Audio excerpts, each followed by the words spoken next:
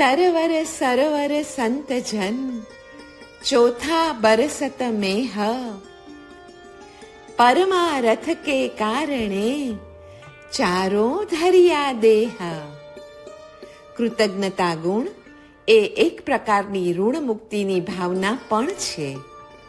મુક્તિના માર્ગમાં પરોપકાર ગુણ એ ઋણ મુક્તિની ભાવનામાંથી ઉત્પન્ન થતો શુભ ભાવ છે.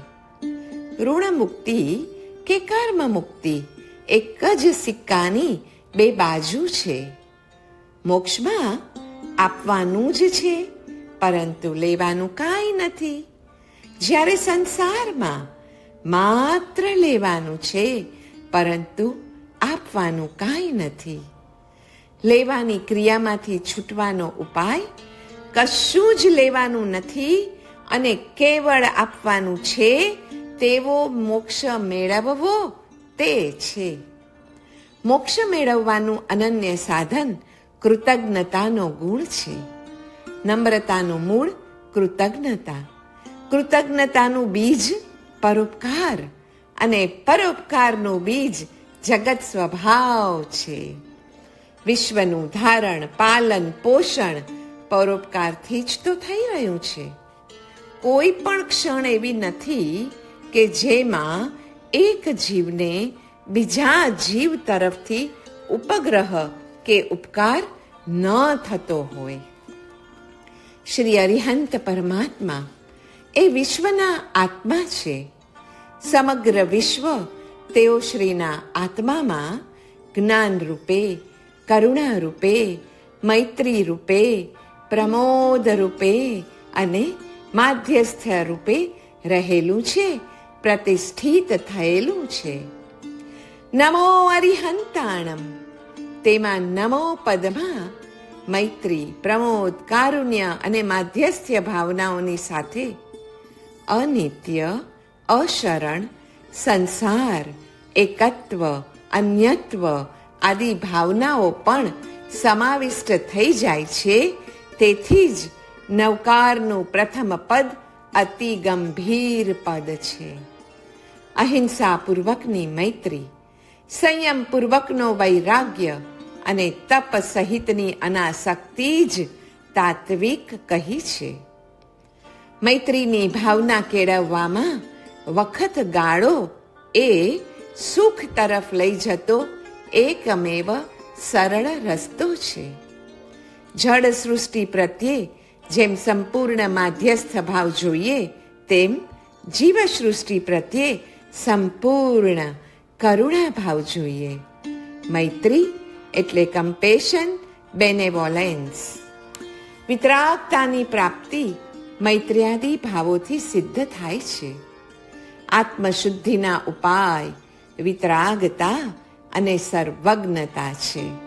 સર્વજ્ઞતાની પ્રાપ્તિ આંતર નિરીક્ષણ તથા પ્રકૃતિના નિયમોના અભ્યાસથી થાય. પાંચે પરમેષ્ઠી નીચેની ચારે ભાવનાઓથી ભરપૂર હોય છે. એક, મૈત્રી. મૈત્રી એટલે સકલ જીવોને મિત્ર માનવાની વૃત્તિ. બે, પ્રમોદ. પ્રમોદ એટલે અન્યની ઉન્નતિ જોઈને આનંદ પામવાની વૃત્તિ. ત્રણ, કારુણ્ય. કારુણ્ય એટલે દીન દુખીને જોઈને અનુકંપાની વૃત્તિ થવી તે. ચાર, માધ્યસ્થ્ય એટલે વિપરીત માનસ ધરાવનારા પ્રત્યે ઉદાસીનતાની અર્થાત અનુમોદન પણ નહીં અને તિરસ્કાર પણ નહીં એવી વૃત્તિ. આ ચારેય ભાવનાઓનો સંક્ષેપ એક મૈત્રી ભાવમાં પણ થઈ શકે. જ્યાં ઊંડે ઊંડે મિત્રતાની કલ્પના નથી, ત્યાં પ્રમોદ ઉપજી ન શકે, કરુણા પણ ન સ્ફુરે અને માધ્યસ્થ ભાવ તો અનુભવવાનો પ્રશ્ન જ ન રહે. મૈત્રી ભાવથી ક્ષમા વિકસે છે. જ્યાં બધા જ મિત્ર છે, ત્યાં કોના ઉપર ક્રોધ? મૈત્રી ભાવનો સાધક ક્રોધ ન કરે. હા, તે સદા શાંત જ રહે. મૈત્રી ભાવથી નમ્રતા આવે છે. જ્યાં બધા સમાન છે ત્યાં વળી અભિમાન કેવું? મૈત્રી ભાવનો સાધક રૂપ, ગુણ કે ઐશ્વર્યનું અભિમાન કરતો નથી. તે સદા નિરાભિમાન જ રહે છે. મૈત્રી ભાવથી સરળતા પ્રાપ્ત થાય છે. જ્યાં મિત્રતા જ વર્તે છે ત્યાં વળી જુદાઈ કેવી? મૈત્રી ભાવ સાધક કોઈ પણ પ્રકારની કપટ ક્રિયા કરવાનું વલણ ધરાવે જ નહીં. તે સરળતાને જ ધારણ કરે. મૈત્રી ભાવથી ક્ષમા, મૈત્રી ભાવથી નમ્રતા, મૈત્રી ભાવથી સરળતા અને ચોથું મૈત્રી ભાવથી સંતોષ પણ અનુભવી શકાય છે. જ્યાં મિત્રતા જ વર્તે છે ત્યાં તૃષ્ણા ક્યાંથી? મૈત્રી ભાવનો સાધક પોતાની પાસે કાંઈ ન હોય તો પણ સંતોષનું પરમ સુખ અનુભવે છે. મૈત્રી ભાવથી મધુર પરિણામ કે સામ સિદ્ધ થાય છે. પરદુખા કરણ પરિણામો ભાવ સામહ અહવા સામમ મિત્તિ. સર્વ જીવો મિત્ર છે, કોઈ દુશ્મન નથી, એ મૈત્રી. ક્રોધનો પ્રતિકાર મૈત્રી છે. જો આપણને વારે વારે નાની મોટી દરેક બાબતમાં ગુસ્સો આવતો હોય, ક્રોધના ગુલામ આપણે બની જતા હોઈએ તો એનો ઉપાય છે મૈત્રી. દરેક જીવો સાથે મૈત્રી કરીએ પછી મિત્ર ઉપર તો ક્રોધ જ ક્યાંથી આવે? ગુણવંતોને જોઈને આનંદ પામવો, તેમના પ્રત્યે દ્વેષ ન કરવો એ પ્રમોદ. તો માનનો પ્રતિકાર પ્રમોદ છે. દુઃખીઓ પ્રત્યે સહાનુભૂતિ બતાવવી, તિરસ્કાર ન કરવો તે કરુણા છે. માયાનો પ્રતિકાર કારુણ્ય છે. વિપરીત વૃત્તિવાળા પ્રત્યે ઉદાસીન ભાવ રાખવો અને ધિક્કારવા નહીં જ એ ઉપેક્ષા છે.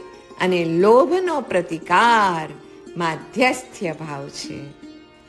સાધુની મૈત્રી, ઉપાધ્યાયોનો પ્રમોદ, આચાર્યોની કરુણા, સિદ્ધોનું માધ્યસ્થ્ય અને અરિહંતોની મૈત્ર્યાદિ ચાર ભાવના નમસ્કારણીય છે. જીવો પ્રત્યે મૈત્રી, ગુણવંત પ્રત્યે પ્રમોદ, દુઃખી પ્રત્યે કરુણા, અવિનિત પ્રત્યે માધ્યસ્થ્ય, આ ચાર ભાવના ભાવે તેને સમ્યક્ત્વ આવે એવું કુવલય માલાના પૃષ્ઠ 218 ચોખ્ખું સ્પષ્ટ લખેલું મળે છે. કરુણા એટલે નવીન આદર્શો, નવીન મૂલ્યાંકનો, નવીન ભાવો. દાનમાં કરુણા છે, શીલમાં કરુણા છે, તપમાં કરુણા છે તથા ભાવમાં પણ કરુણા જ છે. શ્રીજીન ધર્મની શ્રેષ્ઠતા, મંગળમયતા, કલ્યાણકારકતા અને પ્રધાનતાનું કારણ તેની કરુણામાં છુપાયેલું છે. જીન ધર્મ કરુણા પ્રધાન છે. દુઃખિતના દુઃખનો નાશ કરવાની ઈચ્છા અને પ્રવૃત્તિ એ છે કરુણા. કરુણા એ પ્રવૃત્તિરૂપ નથી, ભાવરૂપ છે. તજ્જન્ય પ્રવૃત્તિનું મૂળ કારણ કરુણા ભાવ છે. સમ્યક્ત્વના લક્ષણમાં પણ કરુણાને તો સ્થાન છે જ. કરુણા ભાવ એવી માનસિક પ્રવૃત્તિ રૂપ છે કે સર્વ જીવોએ મારી ઉપર અનંતા ઉપકારો કર્યા, પરંતુ મેં સ્વાર્થને વશ થઈને ક્યારેય પરાર્થે કાંઈ કર્યું નહીં. કૃતજ્ઞતાનો ભાવ સરખો પણ સ્પર્શ્યો નહીં. બીજાનો પરોપકાર આપણામાં કૃતજ્ઞતા ભાવ પ્રેરે છે. આપણો કૃતજ્ઞતા ભાવ બીજા ઉપર પરોપકાર ભાવ જગાડે છે. કરુણાનું કાર્ય દેવ, ગુરુ અને ધર્મથી થાય છે. કરુણા એ સર્વ દુઃખનું છેદન કરનારી છે. કરુણાવાનની ભક્તિ એ જ ભક્તિ છે, પૂજા છે. કરુણાહીનની પૂજા, ભક્તિ, આરાધના ધર્મરૂપ ન બની શકે. કરુણામાં સર્વને સુખી કરવાની કામના અને સર્વના દુઃખને દૂર કરવાની ઝંખના છે. એ કામના તથા ઝંખના જ અમૃત છે. તેથી કરુણા અજરામરતા અર્પનારી છે. ધર્મ છે બીજ જેનું, તે મૈત્ર્યાદિ ભાવોનું નામ ધર્મ બીજ. કૃતજ્ઞતા ગુણની સિદ્ધિ માટે એમ માનવું કે બીજા લોકોથી જ આપણું ભલું થાય છે, અને અપ્રમાદ ગુણની સિદ્ધિ માટે એમ માનવું કે આપણે કરીએ તો જ આપણું ભલું થાય. અંતઃકરણનો અવાજ ઓળખો, એને પીછાનતા શીખવું જોઈએ. તે મૈત્રી અને કરુણાનો જ હોય છે. જ્યારે આપણે કોઈ વાર સાંભળશું ત્યારે ખબર પડશે કે અંતઃકરણમાંથી આવતા અવાજમાં તો ક્યારેય પણ ક્રોધ, માન, માયા કે લોભ ના સુરો પ્રગટતા નથી.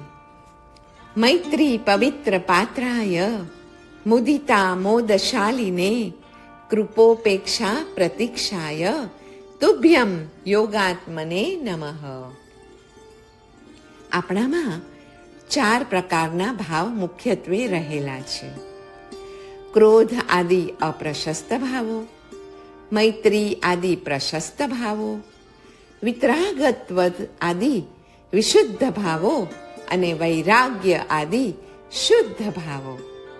પ્રાતઃ સૂર્યને જેમ તેની લાલાશ હોય છે, તેમ આત્મવિચારકને તેની કરુણા હોય છે. તેના અસ્તિત્વની પરિસર જ એ લાલાશ આપણને અનુભવાય છે. સાચું માધ્યસ્થ્ય ક્યાં છે? સાચું માધ્યસ્થ્ય સર્વ જીવો પ્રત્યે મૈત્રીમાં, અધિક પ્રત્યે પ્રમોદમાં, હીન પ્રત્યે કરુણામાં તથા દુર્વિનેય જીવો પ્રત્યે સમત્વમાં રહેલું છે. તો સાચું સમત્વ, સાચી સામાયિક ક્યાં છે? સાચું સમત્વ સર્વ જીવો પ્રત્યે વાત્સલ્યપૂર્ણ મૈત્રી ભાવમાં છે. સર્વ પૂતગલો નિર્ગુણો પ્રત્યે પણ મધ્યસ્થ ભાવમાં છે. સર્વના ગુણો પ્રત્યેના અધિક આદર ભાવમાં છે તથા પ્રમાણોપેત સર્વ ધર્મના આચરણમાં છે. સુખ વખતે વધુ મૈત્રીવંત બનો, ઉદારતા કેળવો, અને દુઃખ વખતે વધુ વિરક્ત બનો, ઉપકાર કરવાનું વધારો. 4 ભાવનાઓ ચૈતન્યના દ્વેષથી છોડાવે છે અને 12 ભાવનાઓ પૂતગલના રાગથી છોડાવે છે. જીવના શુદ્ધ સ્વરૂપને આચ્છાદિત કરનારા કારણોમાંથી મુક્ત થવા વૈરાગ્યની 12 ભાવના છે અને સમ્યક્ત્વની 4 ભાવના છે. ચૈતન્ય એ દ્વેષ અને પૂતગલ એ રાગ કરવા લાયક નથી જ, કેમ કે ચૈતન્ય એ દુઃખનો હેતુ અને જડ એ સુખનું કારણ નથી. જે સુખનું કારણ ન હોય તેના ઉપર રાગ, કે જે દુઃખનું કારણ ન હોય એના ઉપર દ્વેષ રાખવો, એ જ આપણું સૌથી મોટું અજ્ઞાન છે. તેને ટાળવા 12 વત્તા 4 મળીને 16 ભાવનાઓ છે. મૈત્રી ભાવનાને માતાની ઉપમા આપી છે તે આ રીતે: પુત્રના હિતની ચિંતા, પુત્રના ગુણનો પ્રમોદ, પુત્રના દુઃખની કરુણા અને પુત્રના દોષની ઉપેક્ષા. જગતના સર્વ જીવો પર મૈત્રી વિકસાવવી એ યોગ જ નહીં પણ મહાયોગ છે. આ યોગના પ્રવેશ દ્વારની ચાવી દર્શન, જ્ઞાન, ચારિત્ર રૂપી રત્નત્રયી છે. મૈત્રીના પણ 5 પ્રકાર હોય છે: ઉપકાર મૈત્રી, અપકાર મૈત્રી, વિપાક મૈત્રી, વચન મૈત્રી તથા અસંગ મૈત્રી. વિતરાગ ભગવંતોને અસંગ મૈત્રી હોવાથી મૈત્રી તેમનો સ્વભાવ જ બની જાય છે. અસંગ મૈત્રીના ફળરૂપે મળતા મોક્ષમાં અચિંત્ય મૈત્રી માનવી જ જોઈએ. તે મૈત્રી જગતનું પરમહિત કેવી રીતે કરે છે તે સમજવું એ આપણા ચિત્તની શક્તિની બહાર છે. બીજાની હિતચિંતા પોતાના ઉપકાર માટે કે અપકારથી બચવા માટે કે સારા વિપાક મેળવવા માટે કરવામાં આવે ત્યાં સુધી તે હિતચિંતા લૌકિક ગણાય છે. જ્યારે તે વચન કે તીર્થંકરોની આજ્ઞા પાલનની અથવા તીર્થંકરોના વચન, વિચાર, વર્તનના બહુમાનની ખાતર કરવામાં આવે અને એમ કરતા કરતા જ્યારે તે આત્મ સ્વભાવરૂપ બની જાય ત્યારે તે હિતચિંતા લોકોત્તર ગણાય છે. પ્રભુની મૈત્રી હિતચિંતન રૂપ નહીં, હિતક્રિયારૂપ હોય છે. મુક્તિ એ લોકોત્તર મૈત્રીનું ફળ છે. ધર્મથી ધન મળે, પણ ધન મેળવવા ધર્મ કરવાનો હોતો નથી. એમ પરહિત ચિંતાથી સ્વહિત થાય, પરંતુ સ્વહિત ખાતર ધર્મ કરવાનો હોતો નથી. સ્વહિતનું ધ્યેય થયે પરહિતનું કાર્ય નિરાશંસ બનતું નથી. આશંસા ધર્મને નિષ્ફળ કરનાર અને જીવને શલ્યરૂપ હોય છે. નિઃશલ્ય મૈત્રી એ જ શુદ્ધ ધર્મ સ્વરૂપ છે. તેથી પરહિતનો નિઃશલ્ય અધ્યવસાય એ મૈત્રી છે. નમો અરિહંતાણમ એટલે ભાવ શત્રુઓનો નાશ કરનારને હું નમું છું.